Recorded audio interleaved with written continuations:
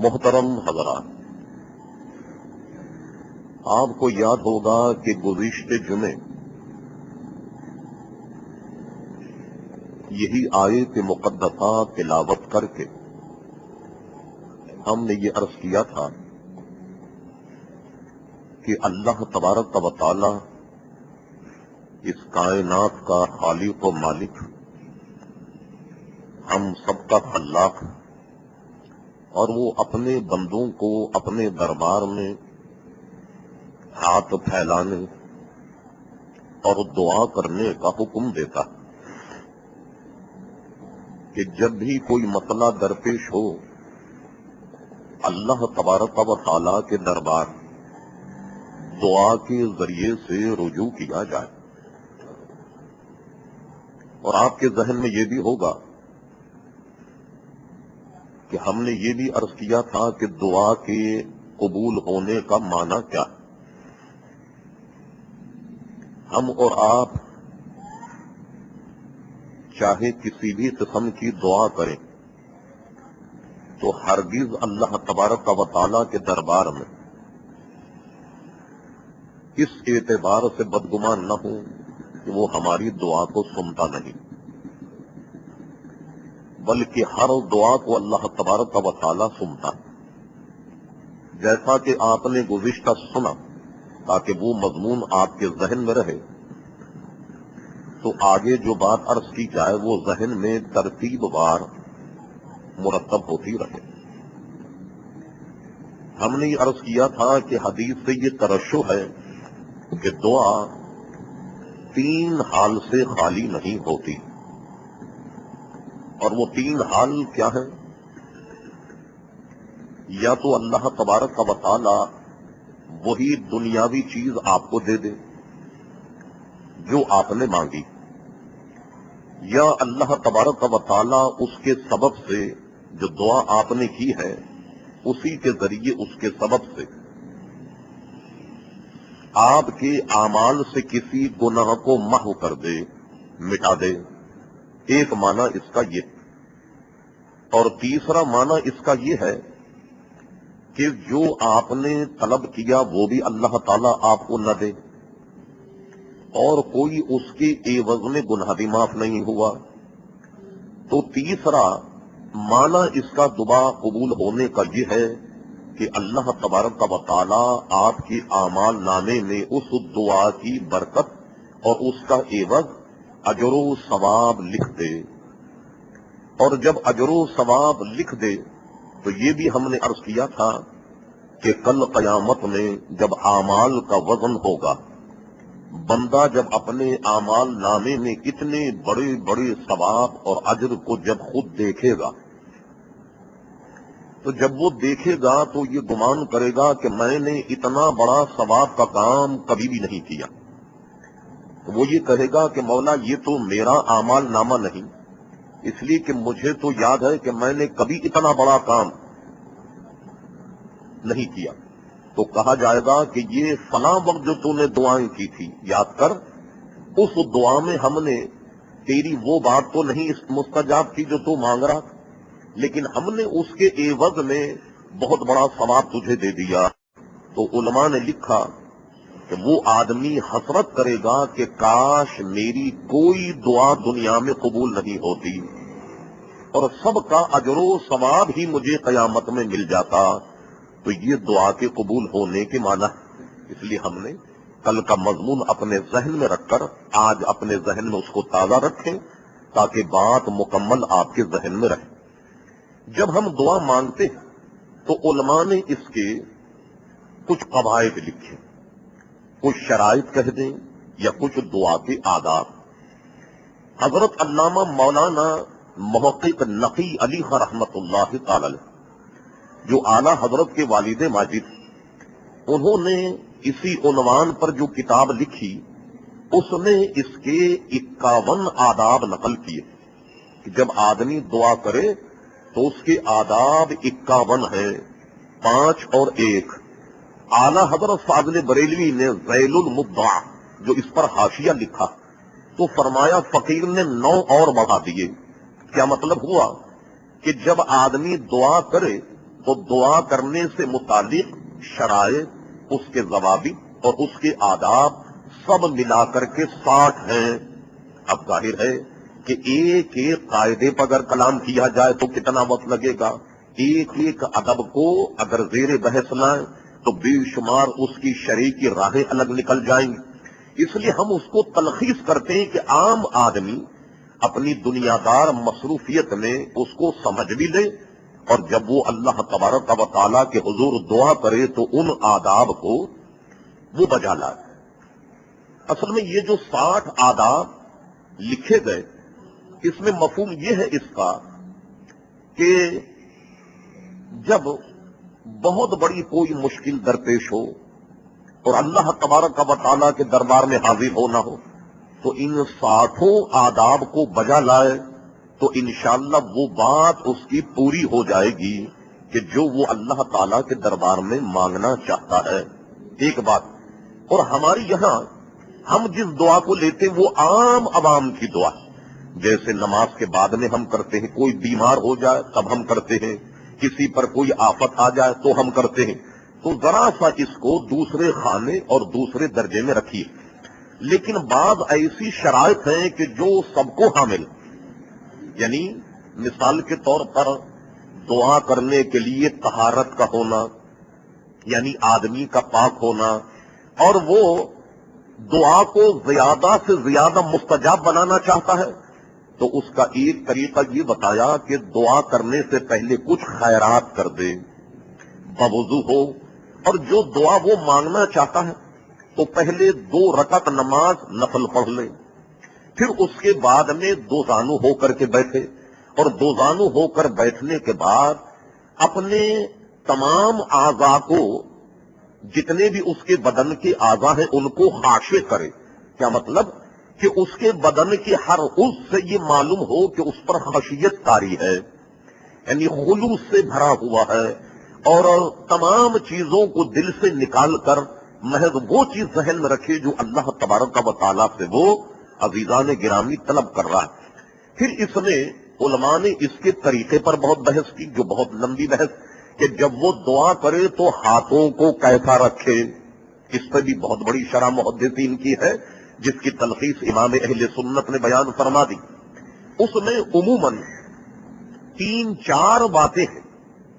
وہ یہ ہے کہ ان قواعد کو بجا لانے کے بعد میں ہاتھ کو کس طریقے سے اٹھائے، تو یہ میں اگرچہ ہماری یہاں ہر سال اسی عنوان پر ایک جلسہ ہوتا ہے، اس جلسے کا نام ہی دعا، دائرے کے بہت سارے معاملات وہاں زیر بحث آتے ہیں، لیکن عموماً جو ہم نے اس کو چھوڑ دیا، اور اس سے ایک بہت بڑا فائدہ جس سے ہم صرف نظر کیے ہوئے ہیں، تو کس قدر خیر کو ہم نے پس پوچھ ڈال دیا، یعنی گفتگو کا مطلب یہ کہ اس کو ہم اپنائیں۔ اس میں جب اللہ سے مانگے تو کس طریقے سے مانگے، حضور صلی اللہ علیہ وسلم سے یہ 3-4 مقام ثابت ہے کہ ایسے مانگا جائے۔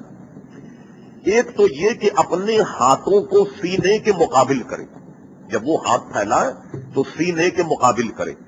ایک یہ کہ چہرے کے مقابل کرے، چہرے کی سیدھ میں، اور حدیثوں میں آیا جو صحیح ستہ میں موجود، حضور علیہ الصلوۃ والسلام نے استسقاء میں یا زیادہ گریا کی تو اپنے ہاتھوں کو ایک مرتبہ، صحیح میں یہ حدیث ہے کہ استسقاء یعنی بارش کے سلسلے میں حضور نے دعا فرمائی تو اپنے ہاتھوں کو اتنا بلند کیا کہ صحابہ کرام علیہم الرضوان حضور کی جب مختلف کیفیتوں کو بیان کرتے تو کبھی وہ چہرے کی تعریف کرتے، کبھی حضور کی دینی مبارک یعنی ناک کی تعریف کرتے، کبھی نگاہوں کی تعریف کرتے، کبھی حضور کے بھووں کی تعریف کرتے ہیں۔ تو اس موقع پر راوی کہتے ہیں کہ حضور نے جب ہاتھ اس قدر بلند اٹھائے، یعنی پورے ہاتھ اٹھا دیے، جب حضور کو ہم نے ہاتھ اٹھاتے ہوئے دیکھا، ذرا بس یہیں ٹھہر جائیے، ہم اور آپ کوئی کپڑا استعمال کرتے اور اگر ہم اس طریقے سے بغل اٹھا دیں تو ہماری یہاں بغل کی گندگی ظاہر ہونے لگ جاتی۔ ہم دیکھا کہ آدمی جب نہاتا دھوتا ہے تو کم سے کم بغل میں کوئی پاؤڈر یا جناب سینڈ جو آج کل ایک شیطانی چرخا نکلے اس کو پش پش طریقے سے 2-4 دفعے مار کر اور پھر جناب وہ کپڑا پہنتا. یہ الگ بحث ہے کہ سینڈ کا حکم کیا ہے. جیسے ہم بغل اٹھائیں تو عام کپڑوں میں ہماری بغل آپ کو گندی نظر آئے گی جس کپڑے کو مسلسل پہنتے. موجود ہے صحابہ کہتے حضور نے اتنے ہاتھ اٹھائے کہ آپ کی بغل کی سفیدی چمکنے لگی، یعنی نورانیت تھی حضور علیہ الصلوۃ والسلام کے بغل میں. اس لیے بعض روایتوں میں آیا کہ حضور علیہ السلام کے بدن جو ہیں وہ ایسے میلے نہیں ہوتے کپڑے جیسے کہ ہمارے کپڑے میلے ہوتے، کبھی میلے نہیں ہوتے. اور اس لیے کہ اللہ تعالیٰ نے ان تمام عوارض سے حضور علیہ السلام کو اپنے کرم سے محفوظ رکھا. دیکھ تو یہ کہ آپ کے اور ہمارے بدن سے جب بو آتی، کپڑا میلا ہوتا، تو اس کا سب سے بڑا سبب جو ہے وہ پسینہ ہے، وہ پسینہ ہے. اور حضور علیہ السلام کے پسینے میں اتنی خوشبو ہے کہ کہا جاتا ہے کہ حضور علیہ السلام سے خاتون نے کہا کہ میرے یہاں بچی کی شادی ہے. تو حضور علیہ السلام سخت گرمی میں تھے اور آپ اپنے بدن سے پسینہ نکال نکال کر اس کو شیشی میں بھر کر کے دے رہے تھے. اور وہ پسینے کی خوشبو یہ تمام عطر یہ سب کے سب اس کے آگے بالکل بیکار. بلکہ علامہ نور بتوکلی جو لاہور کے رہنے والے تھے اور پاکستان بننے سے کوئی 1 سال قبل ان کا لاہور میں انتقال ہوا، بہت بڑے محقق تھے. انہوں نے اپنی کتاب سیرت رسول عربی میں، آپ حیران ہوں گے، یہ نقل کیا کہ جس خاتون کو حضور نے پسینہ دیا تھا لگانے کے لیے اس کی نسل ترکی میں ہے اور ترکی میں اس کی نسل اس کی اولاد سے وہ خوشبو آتی ہے جو پیارے مصطفیٰ کے پسینے میں آتی ہے. یہ علامہ نور بتوکلی رحمۃ اللہ علیہ کا قول. غرض ہم اور اس بات کو زیادہ نہیں پھیلاتے. تو میں کہہ رہا تھا کہ ہاتھ اتنے بلند اٹھا دیتے کہ بغل کا نور اور بغل کی سفیدی ظاہر ہونے لگ جاتی. جب پسینہ حضور علیہ الصلوۃ والسلام کا معطر تھا تو ظاہر ہے کہ میلا ہونے کا سوال ہی پیدا نہیں ہوتا. اور یہ تو آپ نے آپ کے فضائل و مناقب میں سنا ہی ہوگا کہ جب حضور صلی اللہ علیہ وسلم کچھ لوگوں کو بغیر بتائے مدینہ شریف کی گلیوں میں نکل جاتے تو بعض روایتوں میں ہے کہ ہمیں اور آپ کو کوئی ڈھونڈے تو پوچھے بھئی مولانا کہاں گئے، تو وہ ادھر سے جاتے ہوئے دیکھا تو آپ ادھر گھسیں گے، پتا چلا مولانا سے وہاں کہیں اور چلے گئے. اب آپ کو دوسری گلی میں دیکھ، تیسری گلی میں دیکھ. صحابہ کہتے ہیں جب ہمیں حضور کو ڈھونڈنا ہوتا تو ہم محض اس گلی کی خوشبو سے اندازہ لگا لیتے کہ مصطفیٰ اس گلی سے گزرے. تو اب حضور علیہ الصلوۃ والسلام کے کپڑوں کے میلے ہونے کا مسئلہ ہی پیدا نہیں ہوتا. اور یہ تو وہ یا عنوان ہمارا نہیں، ورنہ ہم بتاتے کہ اس اعتبار سے حضور میں کیا کیا انفرادی پہلو ہیں. بلکہ مکھی بھی حضور پر نہیں بیٹھتی، ذرا اس قدر ہاتھ اٹھا لیا کرتے. تو یا تو اس طرح ہاتھ اٹھائیں اور یا چہرے کے مقابل کریں یا پورے ہاتھوں کو بلند کر دیں. ایک بات تو یہ. دوسرا یہ کہ ایک صحیح ستہ میں حدیث ہے کہ حضور صلی اللہ علیہ وسلم نے ایک مرتبہ استسقاء کی نماز پڑھی، یعنی جب بارش نہ ہو جیسا کہ آج عالم ہے، سارے ملک میں ہونا چاہیے. جب استسقاء کی حضور علیہ الصلوۃ والسلام نے دعا فرمائی تو ایسے ہاتھ اٹھائے اور ہاتھوں کو اس طریقے سے الٹ دیا. کیا مطلب ہوا؟ یعنی چونکہ زمین کو سیرابی کی ضرورت ہے، زمین کو پانی کی ضرورت ہے، فصل اور اناج زمین میں اٹھتا ہے، تو حضور علیہ السلام نے اپنے ہاتھوں کو ایسے اٹھا کر اور اس طریقے سے ہاتھوں کو پلٹ دیا. اس لیے کہا گیا کہ جب سیرابی کے لیے دعا کی جائے، بارش کے لیے دعا کی جائے تو دعا کے دوران اپنے ہاتھوں کو یوں پلٹ دیا جائے. مگر امام اہل سنت نے اپنے ایک مقالے ابو داؤد شریف کی حدیث سے استدلال کیا کہ حضور علیہ الصلوۃ والسلام نے ہاتھوں کو پلٹ کر اور ہتھیلیوں کی پشت سے دعا نہ مانگی جائے. تو تطبیق یہ قائم ہوئی اس میں، یعنی درمیانی راستہ کہ عام دعائیں تو آسمان کی طرف ہاتھ اٹھا کر کی جائیں اور زمین کی سیرابی کے لیے، استسقاء کے لیے، بارش کے لیے دعا کی جائے تو دعا مانگنے پر ہاتھوں کو پلٹ دیا جائے. کبھی ایسا ہوا کہ حضور چادر اپنے گویا بدن پر ڈالے ہوئے تو آپ نے دعا مانگتے مانگتے چادر کو اس طریقے سے پلٹ دیا. غرض یہ کہ جب استسقاء کی دعا ہو تو اس دعا کا ایک طریقہ یہ ہے کہ ہاتھوں کو اٹھا کر دعا کر کے اور اس کے ہتھیلیوں کو الٹا کر دیا جائے. یعنی کیا مطلب کہ ہم اس زمین کی سیرابی کے لیے گویا دعا مانگ رہے ہیں. ایسا بھی حدیثوں میں عزیزان گرامی آیا. غرض یہ کہ ان ساری باتوں میں ایک بات جو بڑی مرکزی ہے یہ تو آپ نے سمجھ لی. آدمی تمام دنیاوی معاملہ سے فراغت ہو جائے, اللہ کے دربار سے لو لگائے, اخلاص ہونا چاہیے, سادی دعا ہو وغیرہ وغیرہ, یہ تو بہت آسان چیز. ایک اور بات جو تیر با ہدف, یعنی دعا کے قبول ہونے میں اور دعا کے مسترد ہونے میں, اس میں مرکزی کردار جو ہے وہ لقمہ حلال کا بھی ہے. کیا مطلب ہوا؟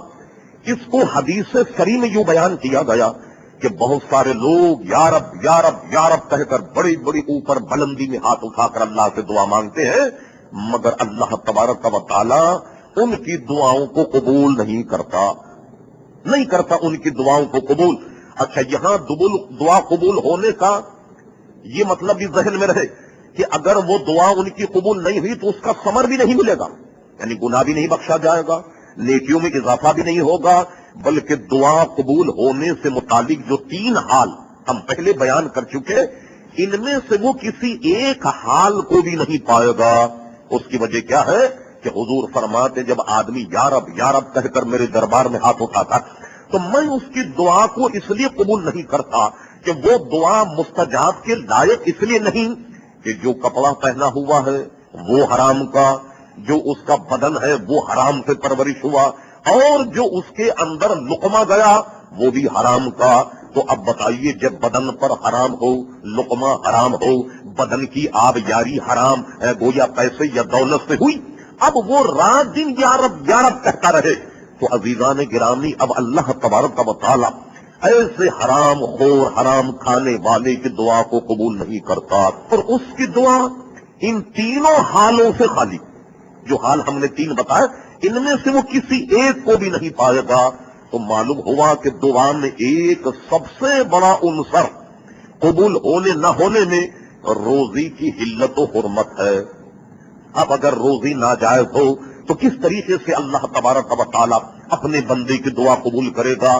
اب دیکھیے اس کا اثر کہ آدمی کے بدن میں کوئی لقمہ مشکوک پڑ جائے تو وہ کیسا اثر انداز ہوتا ہے.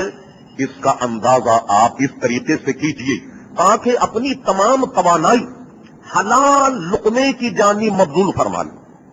وہ یہ ہے, ایک بہت بڑے محدث تھے اور اس وقت دور تھا عباسی سلطنت کا خلیفہ مہدی عباسی کا دور, بغداد شریف. ایک بہت بڑے محدث تھے جن کا نام شریک محدث تھا, اور وہ بہت بڑے محدث تھے, گویا بہت بڑے محدث کہلاتے تھے.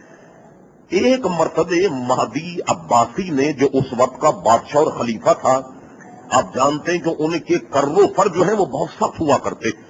جہاں کسی عالم دین نے ان کے مزاج کے خلاف کوئی بات کہی تو اس کی گردن مارنے میں بڑے بڑے عالم بلکہ صحابہ کرام کے قتل میں وہ اتنا بھی تردد نہیں کرتے الیاذ باللہ جیسے کسی مکھی یا مچھر کو مارا جائے. حجاج بن یوسف, اس کے متعلق یہ کہا گیا کہ اس کے ہاتھ سے مرنے والوں کی تعداد 1,00,000 ہے. 1,00,000 لوگوں کو اس نے قتل کیا, جن میں صحابہ, جن میں تابعین, تبع تابعین اور بڑے بڑے اولو العزم علماء, ایسے لوگ اس نے گویا قتل کیے کہ اگر بات نہیں مانی سر گیا. اب جناب محدث صاحب کو مہدی نے طلب کیا اور کہنے لگے, قاضی صاحب, محدث صاحب, آپ کو میرے ان 3 کاموں میں سے ایک کام تو آپ کو ماننا پڑے گا. اور اس واقعے کو علامہ جلال الدین سیوطی رحمت اللہ علیہ تاریخ الخلفاء میں نقل فرمایا. کہنے لگے, امام صاحب, یا تو آپ قاضی القضاء کا عہدہ قبول کر لیں, چیف جسٹس سلطنت عباسی, وزیر قانون, کوئی چھوٹا عہدہ تو نہیں, یا تو آپ یہ قبول کر لیجیے, قاضی بن جائیے. اچھا, اگر آپ قاضی نہیں بنتے, آپ سوچتے ہیں کہ بڑی اس کی ذمہ داریاں ہیں, تو آپ ایسا کریں کہ میرے دونوں بچوں کے معلم بن جائیے. اور معلم بننے کا کیا معاملہ ہے کہ یہ بچے آپ کے گھر پڑھنے نہیں جائیں گے, بلکہ آپ ان کو پڑھانے کے لیے آئیں گے میرے گھر. کیا مطلب؟ یعنی اس کا ایک ترجمہ یہ ہوا کہ اتنا بڑا عالم اس ذلت کو برداشت کر لے کہ چھوٹے چھوٹے 2 بچوں کو پڑھانے کے لیے روزانہ شاہی محل آئے. یہ بھی ایک محدث اور امام کی شایان شان نہیں. اور کہنے کہ سنیے، اگر آپ نے ان دونوں میں سے کوئی اور بات قبول نہ کی تو اب گردن چھوڑانے کا، جان بچانے کا اس دربار سے خلاصی کا راستہ پھر یہ ہے کہ آپ شاہی دسترخوان پر بیٹھ کر 1-2 لقمے میرے ساتھ دعوت کھا لیں. اب مودی صاحب نے سوچا کہ قاضی بنے، اب یہ احکامات اوپر سے آئیں، کوئی معاملہ غلط ہو جائے، کوئی مجرم سفارش سے چھوٹ جائے، ناگہانی کوئی قتل ہو جائے میرے قلم سے، یہ تو بہت بڑی آفت. اچھا پھر لڑکوں کو گھر آن کر کے پڑھانا، یہ بھی بہت بڑی ذلت اور رسوائی کہ میں اتنا بڑا عالم اور روزانہ اس کے گھر آ رہا ہوں اور بچوں کو پڑھاؤں. انہوں نے سوچا کہ اس نے کی چھوٹی مصیبت قبول کر لی جائے. ان کا بادشاہ سلامت، میں اس پر راضی ہو گیا کہ آپ شاہی دسترخوان بچھائیے، اور آپ کی خواہش یہ ہے کہ تینوں میں سے ایک کا مجھے ارتکاب کرنا پڑے تو میں آپ کے شاہی دسترخوان سے 2 لقمے لے لوں گا، 1 لقمہ میں اٹھا لوں گا. انہوں نے کہا چلیے اچھا، یہ آپ نے قبول کر لیا، لہذا باقی سارے معاملہ سبکدوش. اس نے شاہی محل میں آرڈر کیا کہ امام صاحب کی دعوت کی جائے. بڑے بڑے خنساماں کو جناب کہا کہ بڑے بڑے بہترین قسم کے پکوان پکائے جائیں. اور سارے پکوان کے بعد میں جب دسترخوان بچھا تو جو خنسامہ دعوت تیار کر رہا تھا تو ظاہر ہے کہ ایک امام ہی نہیں تھے، اور بھی شاید کچھ لوگوں کو بلا دیا. ان خنسامہ نے کہیں یہ کہہ دیا کہ آج تو محدث صاحب ایسے جال میں پھنسے، اب اس سے نکلنا ممکن نہیں. محدث صاحب سمجھے کہ 1 لقمہ اٹھانے میں کیا حرج. اب انہوں نے شاہی دسترخوان پر بیٹھ، امام سیوطی نے لکھا کہ 1 لقمہ کھا لیا. بس 1 لقمہ کھانے کے بعد کیا ہوا، کچھ دن نہیں گزرے تھے، وہ 1 لقمے نے ایسی تاثیر دکھائی کہ قاضی صاحب بچوں کے پڑھانے پر بھی آمادہ ہو گئے. پھر قاضی صاحب جو تھے وہ قاضی بننے پہ بھی آمادہ ہو گئے. آپ نے دیکھا کہاں تو یہ دونوں کاموں کو وہ بالکل فراموش کر رہے تھے، مگر 1 لقمہ شاہی جو ہے اس نے ایسا کرتب دکھایا کہ امام صاحب شاہی لقمہ بھی کھا گئے، بچوں کے پڑھانے پہ آمادہ بھی ہو گئے، اور اس کے بعد میں انہوں نے سرکاری عہدہ بھی قبول کر لیا. کیا مطلب ہوا کہ کوئی لقمہ جب کسی کا حلق میں چلا جائے تو وہ اتنی بڑی تاثیر دکھاتا ہے کہ بڑے بڑے کام میں آدمی پھر مروب ہو جاتا. آپ کو یاد ہوگا کہ ہم نے ایک مرتبہ اپنی دعا کی محفل میں اس واقعے کو بیان کیا کہ کوفے میں ایک صوفیہ علماء کی بہت بڑی جماعت، اور یہ صوفیہ بغیر کسی طمع، بغیر کسی لالچ اور بغیر کسی معاملے نہایت ہی اپنے کر و فر کا اظہار کر دیا کرتے تھے. حق گو کی ایسی جماعت کہ اس پر تو کتابیں تیار ہو جائیں کہ حق بولنے والوں کا عالم کیا.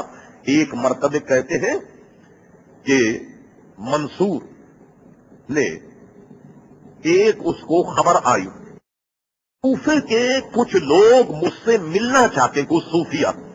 یہ لوگ ہمیشہ اللہ کے بندوں کو پھانسنے کے چکر میں رہتے. منصور نے سوچا کہ واہ واہ، یہ تو صوفیان نے خود ملاقات کا وقت مانگا. انہوں نے کہا پہلی فرصت میں صوفیہ کہیے کہ مجھ سے فلاں وقت میں ملاقات کر لیں. بادشاہ سلامت یہ سمجھے کہ صوفی آئیں گے تو ایک کہے گا بادشاہ صاحب میں مقروض ہوں، قرض ادا کر دیا جائے. دوسرا کہے گا کہ کچھ زمین دے دی جائے. تیسرا کہے گا کہ صاحب رہنے کے لیے مکان نہیں، مکان دے دیا جائے. اپنی ساری تیاری سے منصور سیٹ پر بیٹھ گیا. انہوں نے کہا صوفیہ کو بلاؤ. تو دیکھیں اس زمانے کے صوفیہ کا عالم کیا. جب وہ دربار میں آئے تو آنے کے بعد منصور نے کہا کہ کیوں آئے، کس لیے آئے. سارے صوفیہ نے ایک زبان سے کہا ہم صرف تجھے یہ بتانے کے لیے آئے ہیں کہ اے ابو جعفر، کیونکہ منصور کی کنیت ابو جعفر، اے ابو جعفر آج ہم تجھ سے صرف یہ بتانے آئے کہ دیکھ دنیا تو نے خوب کما لی، صرف آخرت کو بھی کچھ کمانے پہ لگ جا. بس آخرت کی خبر دینے ہم تیرے پاس آئے ہیں، السلام علیکم یہ کہہ کر صوفیہ کی جماعت نکل گئی، باوجود کر و فر کا مالک ہونے کی اس کی عقل نے کام نہیں کیا کہ یہ کتنا بڑا جوتا اس کے منہ پہ مار گئے. وہ تو سمجھ رہا تھا کوئی رقم مانگے، تھیلیاں مانگیں گے، زمین مکان، اور یہ جماعت آ کر کہنے لگی ابو جعفر دنیا تو نے بہت کما لی، ہم تجھے آج یہ بتانے آئے ہیں کہ کچھ آخرت کی فکر کر لے. اور یہ کہہ کر کے جناب جو تھی وہ جماعت نکل گئی. اس نے جب کوفے کا گورنر بن کر آیا، غور کیجیے حلال اور حرام کا لقمہ کتنا متاثر کرتا. کوفے کا جب گورنر بن کر آیا تو جب آدمی بڑی سیٹ پر آئے تو آپ جانتے کہ ہمارے یہاں کچھ چمچے کچھ کفگیریں گورنر کو بڑے بڑے عہدے داروں کو گھیر لیتی، اور گھیرنے کے بعد ان کو کچھ دبی زبان میں واض و نصیحت کر دیکھیے فلاں آدمی سے ہوشیار رہیے، فلاں آدمی سے ہوشیار رہے گا، فلاں آدمی ہوشیار رہے گا آپ کی، ایسا نہ ہو کہ سلطنت کے زوال کا باعث وغیرہ وغیرہ.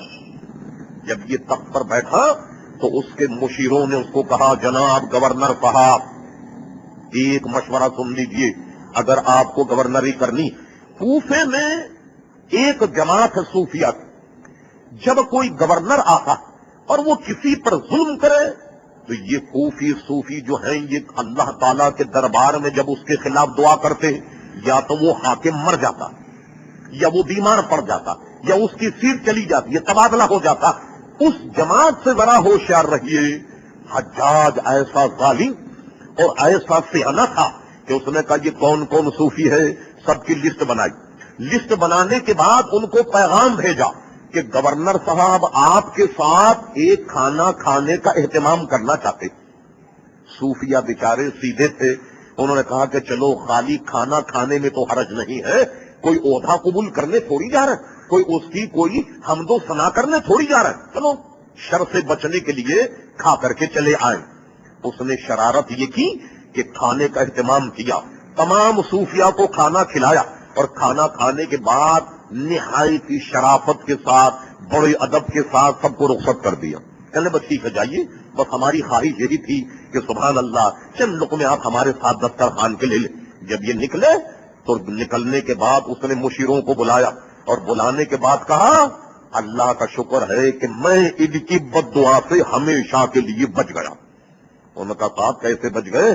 یہ تو جس کے لیے دعا کرتے ہیں اس کا معاملہ زیر و زبر ہو جاتا.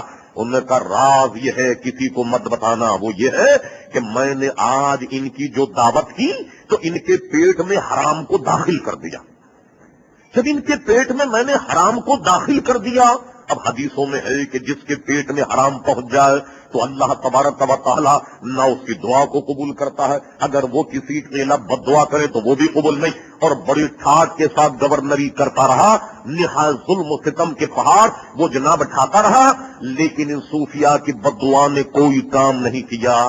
میں کہنا یہ چاہتا تھا آپ حضرات کے سامنے کہ مرکزی نقطہ دعا کے قبول ہونے میں رزق حلال، اگر آپ نے حلال کو اختیار کیا تو اللہ تبارک و تعالی یقیناً آپ کی جو دعا ہے وہ اپنے دربار میں مستجاب کرے گا.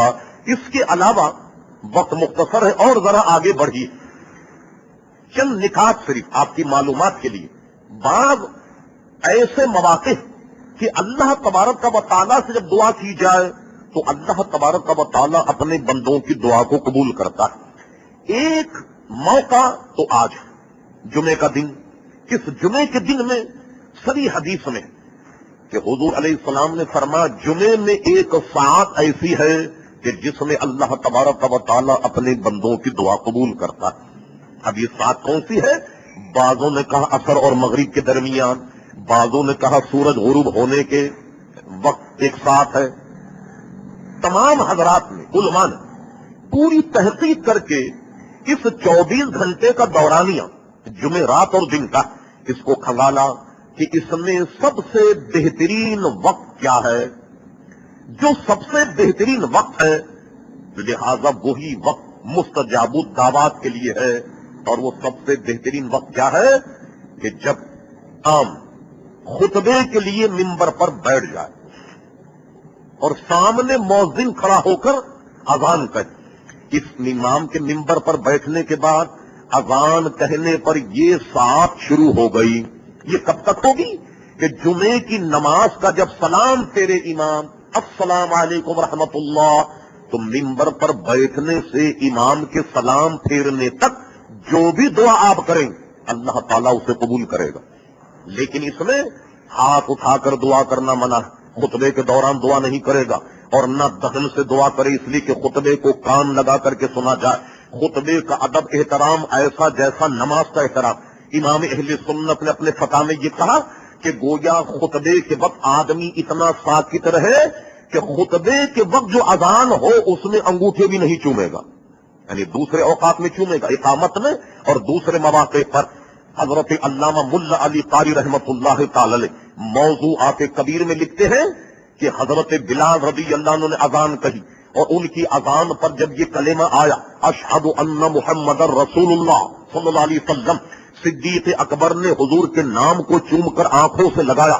اور امام ملا علی قاری کہتے صدیق اکبر کے دہن سے یہ کلمات نکلی صلی اللہ علیہ یا رسول اللہ. جب دوبارہ یہ کلمات کہے انہوں نے انگوٹھے چومے اور آنکھوں سے لگایا اور یہ دعا کی قرۃ عینی بک یا رسول اللہ اللہم متعنی بالسمع والبصر.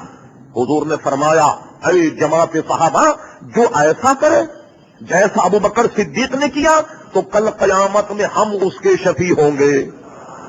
اور ہمارے فقہائے احناف نے اپنی فقہی مسائل کی کتابوں میں یہ لکھا کہ جو آدمی حضور کے نام پر چومنے کا عادی ہو جائے انشاءاللہ وہ ساری زندگی اندھا نہیں ہوگا. اور میں آپ سے عرض کروں آج ہم نے تھوڑی سی ترقی کر لی، کہیں بیٹھے ہو تو ذرا ادھر ادھر دیکھ کر انگوٹھے چومتے. کوئی ایسا نہ ہو کہ سمجھے کہ یہ انگوٹھے چوم رہا، یہ 1400 برس پہلا مردہ کہاں سے اٹھ کر کے آیا، اس ترقی یافتہ دور میں انگوٹھے چوم رہا. یہ فرقہ ادب احترام ہے اور اس کو کسی سے شرم حضوری میں اس کو ترک نہ کیا جائے. دیکھیے پھر اللہ تعالیٰ آنکھوں کو کیسے محفوظ کرتا سرکار کے نام کے توفیل. لیکن خطبے میں اتنا ساکت رہے کہ اس انگوٹھے کو بھی خطبے میں نہ چوما جائے. اب دعا کیسی کرے؟ بس اپنے دل میں یہ دعا رکھیے اللہ تبارک و تعالیٰ میں بڑا گناہ گار ہوں، میری مغفرت فرما، میرے والدین کی مغفرت فرما، ایمان پر ثابت قدمی عطا فرما، مذہب اہل سنت پر ثابت قدمی عطا فرما، ساری زندگی اسلام پر استقامت عطا فرما، میرے اعزاء اقربا والدین جو انتقال ان کی مغفرت فرما. ان ساری دعاؤں کو ہر جمعے دل میں رکھیے. اللہ تبارک و تعالیٰ ان تمام دعاؤں کی کو قبول فرماتا. ایک موقع تو یہ ہے. اور کتاب اللیل تہجد کے بیان میں تمام محدثین اس حدیث کو نقل فرمایا کہ حضور رات میں جو نماز پڑھ جسے تہجد کہتے ہیں اس کے بعد میں اس حدیث کو نقل کیا گیا کہ ایک ساتھ اور وہ ساتھ کیا ہے کہ جب آدمی نماز تہجد کے لیے اٹھے تو اس میں بھی رات میں ایک ساتھ یہ ہے کہ جس میں اللہ تبارک و تعالیٰ اپنے بندوں کی دعا قبول کرتا. تو کہنے دیجئے کہ ہم سے تو یہ 5 وقت نماز پوری نہیں ہوتی، تہجد کا معاملہ تو اور. یہ بات اور ہے کہ تاش کھیلنے میں، لوڈو کھیلنے میں، ایک دوسرے کی برائی کرنے میں چبوترا کانفرنس اتنی مشہور کانفرنس ہے کہ جب تک چبوترے پہ بیٹھ کر 2-3 آپ رات کے نہ بجا لیں آدمی کا کھانا ہضم نہیں ہوتا. کاش ہم اس کو الٹ دیں، نہ عشاء کی نماز کے بعد کھانے پینے کے بعد سو جائیں اور سونے کے بعد میں رات میں ایسے وقت اٹھے کہ تہجد پڑھے اور نماز فجر کی اذان کا انتظار کرے اور پھر اذان کے بعد میں نماز فجر پڑھے اور پڑھنے کے بعد یا تو اشراق پڑھ کے سو جائیں یا فجری پڑھ کر کے سو جائیں. تو سبحان اللہ فرمایا گیا عشاء کی نماز جس نے باجماعت پڑھ لی، فجر جس نے باجماعت پڑھ لی، گویا وہ رات بھر عبادت کرتا رہا، اس کا اتنا ثواب مل گیا. ایک موقع تو وہ ہے. اور اس کے بعد میں جب موسم ہے آج کل حج کرنے جائیں، فرمایا کہ بیت اللہ شریف پر جب پہلی نظر پڑے جو دعا مانگو اللہ تعالیٰ اسے قبول فرماتا. اور فرمایا زمزم شریف پیتے وقت جو دعا مانگی جائے وہ دعا بھی اللہ تعالیٰ قبول فرماتا. اس لیے زمزم شریف کو یہ نہیں کہا گیا کہ صرف ایک گلاس پیو، بلکہ یہ کہا گیا کہ اتنا پیو کہ ایک گھونٹ کی گنجائش بھی نہ رہے. اس لیے کہ حضور فرماتے منافق زمزم کم پیتا ہے، وہ پیٹ بھر کے منافق زمزم نہیں پیتا. اس لیے اتنا پیو کہ ایک گھونٹ کی بھی گنجائش نہ ہو. ہر گھونٹ پر جو دعا کرو اللہ تبارک و تعالیٰ اسے قبول فرماتا. اور باتیں تو بہت کہنی ہے. ایک اور بارگاہ بیت اللہ شریف میں بھی دعا، پہلی نظر پڑ جائے تو دعا. اور ایک مرکز اور منبع کہ جہاں ہر آدمی کی مسلمان کی دعا قبول ہوتی وہ مرکز ہے قرآن مجید فرقان حمید. اس منبع اس مرکز کو یوں بیان فرمایا وَلَوْ أَنَّهُمْ إِذْ ظَلَمُوا أَنفُسَهُمْ جَاءُوكَ فَاسْتَغْفَرُوا اللَّهَ وَاسْتَغْفَرَ لَهُمُ الرَّسُولُ لَوَجَدُوا اللَّهَ تَوَّابًا رَحِيمًا. اے میرے محبوب صلی اللہ علیہ وسلم، لوگ جب اپنی جانوں پر ظلم کریں اور وہ تیرے دربار میں آ جائیں اور تیرے پاس آن کر فاستغفر اللہ مجھ سے مغفرت چاہے اور واستغفر لهم الرسول، اے میرے حبیب جب تو بھی ان کے لیے مغفرت چاہے لوجد اللہ تواب رحیمہ، وہ اللہ تبارک و تعالیٰ کو ان کے گناہوں کا بخشنے والا مہربان پائیں گے. تو معلوم ہوا کہ پیارے مصطفیٰ صلی اللہ علیہ وسلم کا وہ دربار ہے کہ جو دعاؤں کی قبولیت کا مرکز ہے. لیکن آج جدید اسلام میں یہ کہا جاتا خبردار براہ راست اللہ سے مانگنا. اگر تم نے یہ کہہ دیا کہ پیارے مصطفیٰ کے صدقے میں یا صحابہ کے صدقے میں یا غوث اعظم کے طفیل میری دعا کو قبول فرمانے کا نہیں، آپ نے آیت تو پڑھی نا ادعونی استجب لکم، اللہ سے مانگو اللہ تبارک و تعالیٰ عطا فرماتا. بڑی آسان سی بات ہے اگر آپ سمجھنے کی کوشش کریں. عزیزان گرامی، ہم اور آپ سے صحابہ کرام علیہم الرضوان جو نبی کریم علیہ السلام کے مزاج شناخت، ظاہر ہے کہ توحید اور رسالت کا معاملہ وہ ہم سے زیادہ جانتے. لیجیے بخاری لوگ بڑا اس کا نام لیتے. بخاری شریف میں باب استسقاء میں یہ حدیث موجود ہے. یعنی کیا مطلب؟ وہی باب کہ جس میں بارش کے لیے دعا کی جائے. باب استسقاء میں یہ حدیث موجود ہے. حضرت عمر رضی اللہ عنہ سے لوگوں نے بارش کی دعا کے لیے کہا. حضور قحط پڑ گیا، جانور جو ہیں وہ چرنے کے لیے چارہ نہیں، سینکڑوں صحبتیں آپ دعا کیجیے.